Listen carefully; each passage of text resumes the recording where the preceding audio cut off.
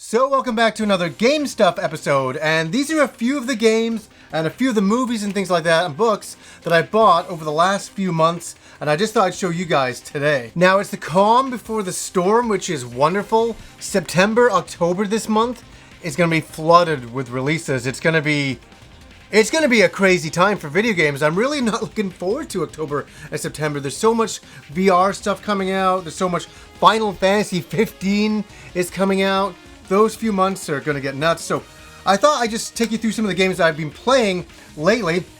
Now, the first game is a game that Kim picked up, and it is Tokyo Mirage Sessions FE, Fire Emblem. I got a funny story to tell you about this before I get into talking about the game. Is that I was bugging Kim because she was pronouncing it totally wrong. She kept pronouncing it Tokyo Mirage Sessions. She kept saying Sessions wrong. She didn't mean to, but she was just saying it. And so it became a total joke. So what happened is we were trying to phone all the local electronic boutiques in Vancouver to see if they had a copy. Everywhere was sold out. It's really hard to get this game. So Kim was phoning up and she kept pronouncing it wrong by saying Shishions. And I'm laughing in the other room, making fun of her. I thought it was the funniest thing. And then I finally think I tracked down an EB that has the game. And I'm like, okay, I said, I'll phone them up. So I'm like, huh, you amateur.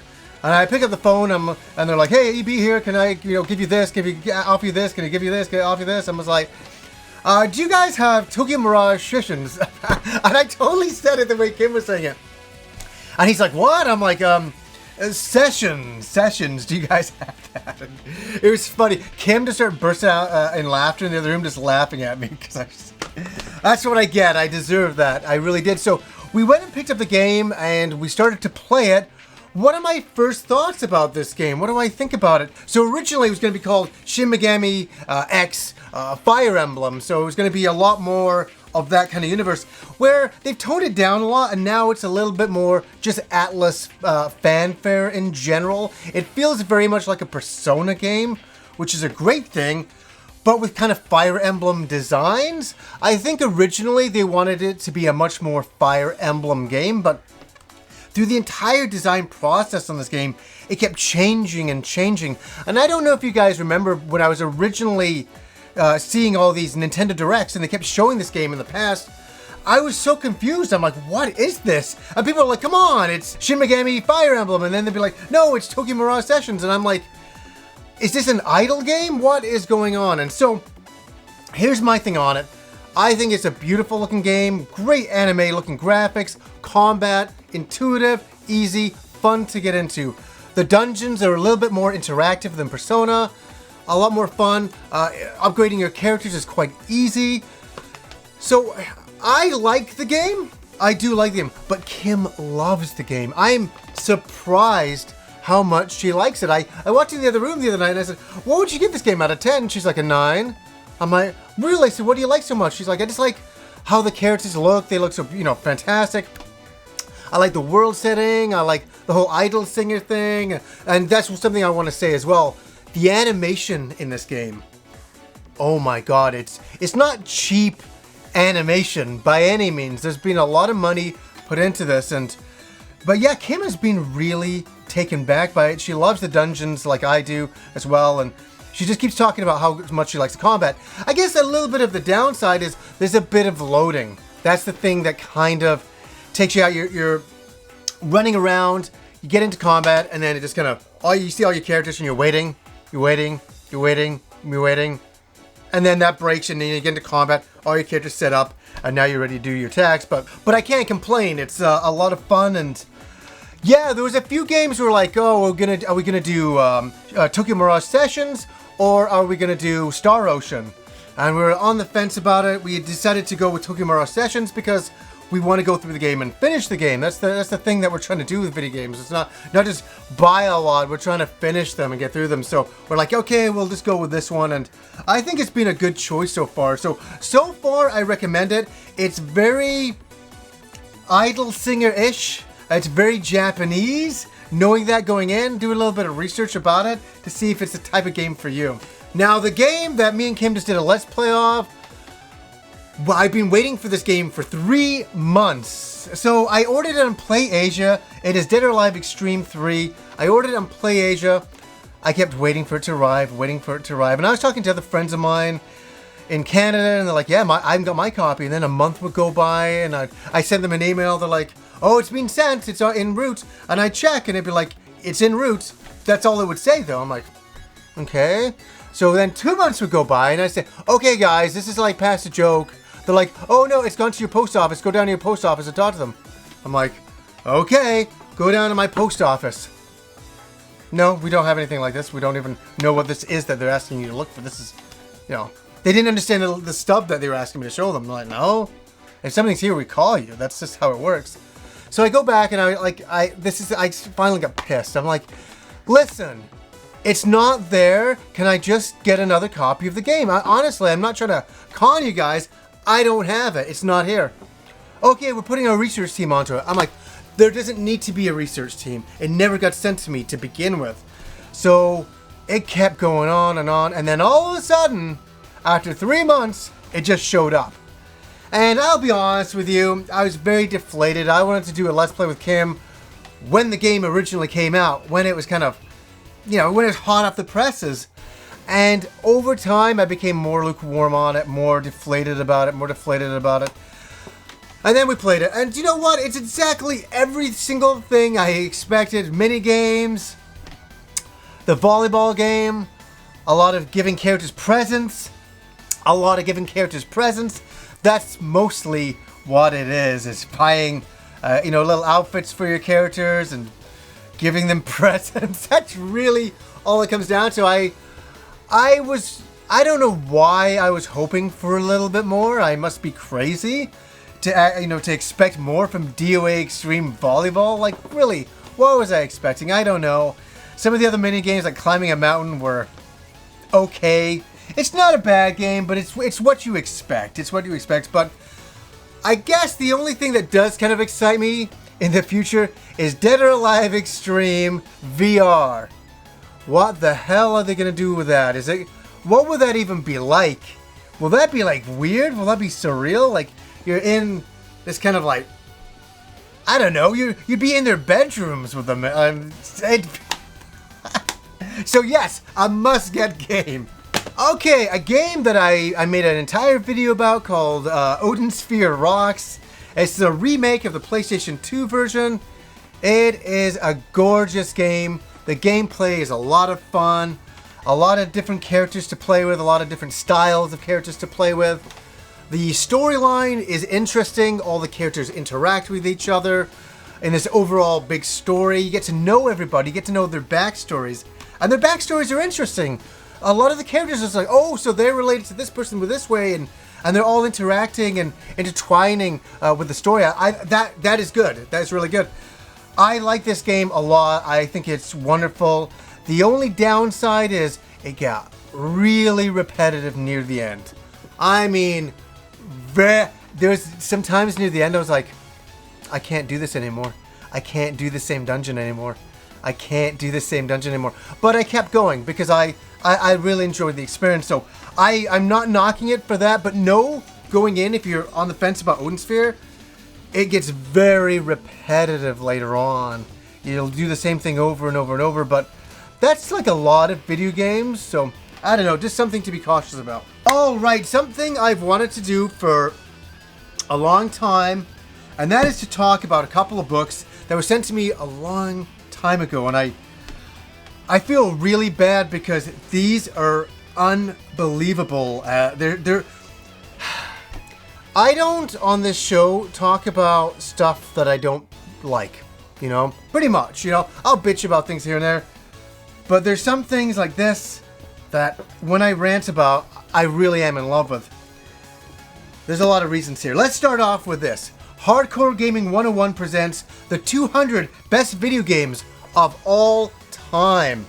And I'll show you the cover here. Pretty awesome. Cover alone is good. What do I think of the contents of this? Let's start with a negative before I provide you with a positive. A friend of mine, it must have been about 6 years ago, bought me this book, 1001 Video Games You Must play before you die.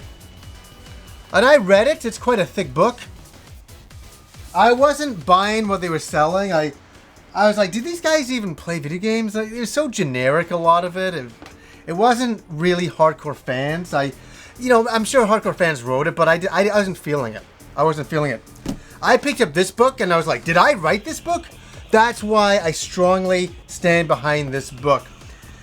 I believe in all of these games, and there's so many Japanese games in here, and I fully back all of them. Symphony of the Night, Terranigma, Seiken Densetsu 3. Like, these are games that I stand behind. There's like Fantasy Zone 2 DX. I just have to flip to anything and I'm like automatically happy. I love this book.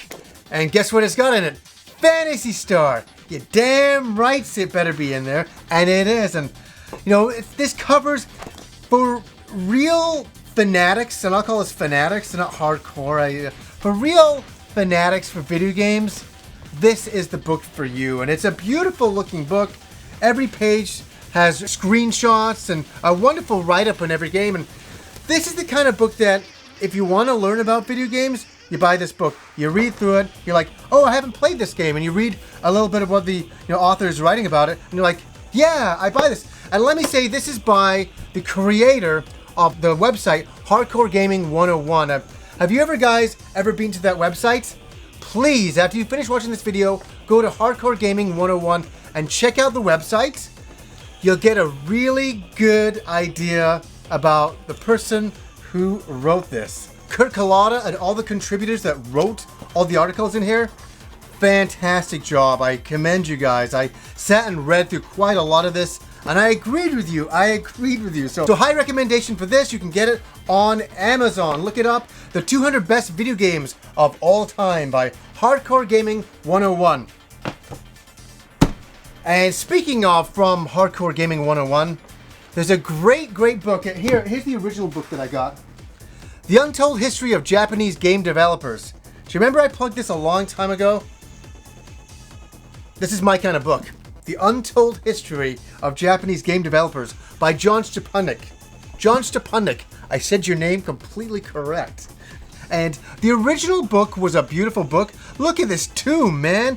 Talking to so many original, creators that worked at Falcom and Hudson back in the day, and they talked about their experiences working on these games. This was the original book. It was huge, a lot of black and white pictures, a beautiful endeavor. This is volume 2, and you can get this on Amazon as well, and I really recommend this. I'm recommending this because this is the type of show, we talk about so many Japanese games, and these types of books are really what I adore. And look at this book.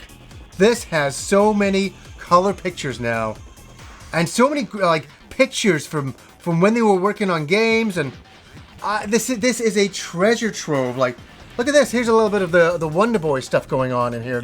There's a lot to read. John does way too much. If I can ever say that to John, you do so much, and you've done such a wonderful job with this book. I just want to commend you, and I think you've done such a wonderful job. I cannot believe the amount of work, the amount of interviews to create this book. And that's why I'm plugging it. I'm plugging it because I love these guys at Hardcore Gaming 101. I really appreciate what they do because they're really fanatical fans and they really care about this medium of video games and of Japanese games. Something I have always loved and something I will definitely get behind. So, The Untold History of Japanese Game Developers Volume 2, available on Amazon. I had to plug that. I had to. Now, this is kind of fun. I bought a CD. A CD? Why would I buy a CD? Who buys CDs anymore? Where a friend of mine, George, back when I was on Facebook, he wrote to me and he's like, Johnny, he says, you have to get this off eBay right now. And I'm like, what? What are we talking about? The Phantasy Star Collection. This is from 1993. 1993. This is the original Phantasy Star collection of CDs. And it's very, very rare. I'm talking extremely rare. So, I got this, I think, for about $40, which is a steal.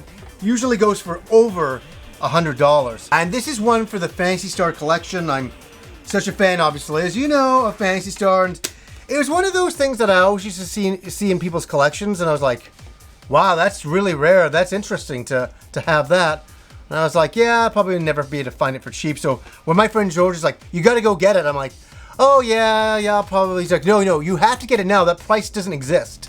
You have to get it right now. I'm like, okay, you sold me. And I'm glad I did. And it's a beautiful mint copy of the original collection. So I already have the up-to-date CD collection, but to have the original is something. Now, Kim was in a perler bead mood this month. And because of all the announcements of all the Wonder Boy games, she's like, oh, do you want any perler beads done? I'm like, I have a few ideas. This was one of them. Here's the bird that you turn into in Wonder Boy Dragon's Trap. I thought she did such a great job on that one. And we got a couple more Wonder Boy characters here from the original. Yeah, isn't that wonderful? She did such a great job on these. And they have little magnets on the back, so they are going onto the fridge after I show them in this episode. But I thought that was awesome. I'm so happy that Kim is doing perler beads, and I'm reaping the rewards of this. It's very cool. And she did this on her own, made her own teddy from Persona 4. It's just, she's like, what do you think? I'm like, that is amazing that you did that. That's really, really cool. And this one is an unusual one. This is Dazzler, the graphic novel from 1984. Very, very unusual. Dazzler was a superhero, female superhero that you don't hear about anymore. And to be honest with you, I don't know a lot about this character, but I had such an affinity to this cover. This is a Bill Sienkiewicz cover. I'm a big fan of Bill Sienkiewicz's work in the 80s. His hand paintings were unreal, like for Elektra, stuff like that, for Daredevil. The guy is a god. So why did I buy this graphic novel? It's one that I always remember being in the stores, and I was like, I just love the cover. It looks so epic. And it's funny, I flipped through it, and it's very, very old school art. I think it's trying to do that on purpose, and it's interesting.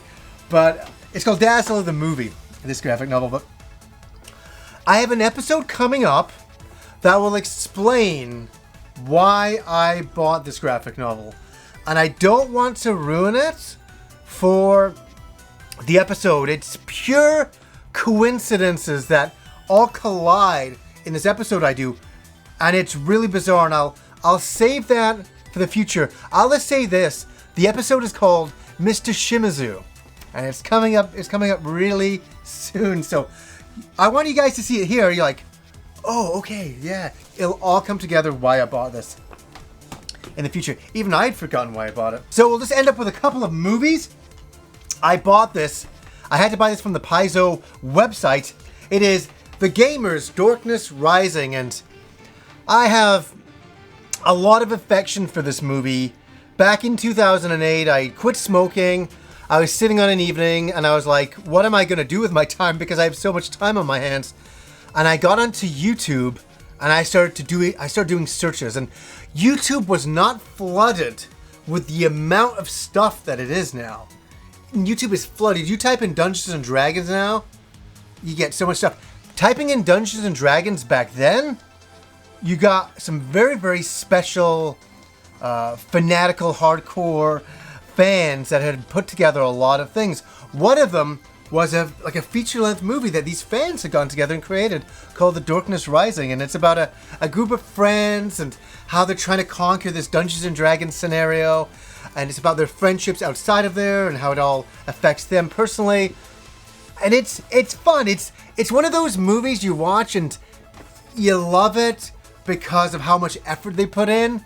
Is it the greatest movie ever made? No. But it's wonderful. There's so much heart in this movie, and I watched it back then, and I loved it. I tried to find a DVD copy, and they didn't have any because I wanted to support them because I liked it that much, and I was like, oh damn! And then I guess they did a Kickstarter, and I didn't know about it. And then I found out that they released a Blu-ray, and I was like, I have to get the Blu-ray to support them. And because I just, that movie was a very special movie for me when I first quit smoking. It was like, there was a lot of Dungeons and Dragons things that I was start to get back into. This was one of them. It's got a special, I'll say it, a special place in my heart. It really does. And so The Darkness Rising, you can't get it off Amazon. I had to go to Paizo's website, paizo.com. And yes, I bought this months ago, but I never showed it, so I'll show it. Star Wars on Blu-ray, The Force Awakens. For anybody who hasn't seen the movie, we've all seen it, haven't we? We can have that kind of conversation now. We've all seen it. What do I think about the movie? I did my review when I first came out, and I still stand behind that review. I like the movie a lot. I think it did a lot right. I think it was repeating a lot of things that were done before. But I understand that they needed to do that to reboot the entire franchise.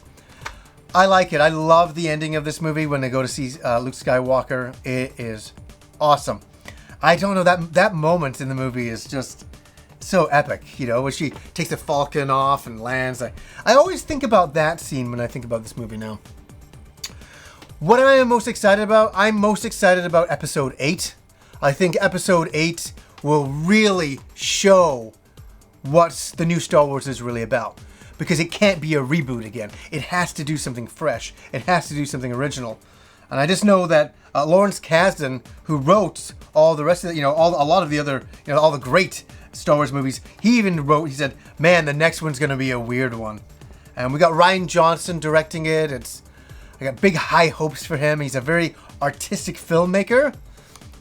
What's he going to do with Star Wars? Like, oh my God. So I know they just finished wrapping Star Wars Episode 8, so we can't wait to see that. We got Rogue One coming out before that. So, yeah. Anyways, guys, we're at the end of another new Game Stuff episode. Not a lot of releases, not a lot of stuff I bought in the last few months. As I say, we're trying to finish the games we're working on right now. I'm getting ready for the flood of September, October. It is going to be like video game Armageddon. It's going to be crazy, the amount of releases, and I want to do a lot of VR, reviews. I cannot wait to try the Sony VR helmet and do all of that stuff. So, very exciting stuff. So, anyways, guys, until next time.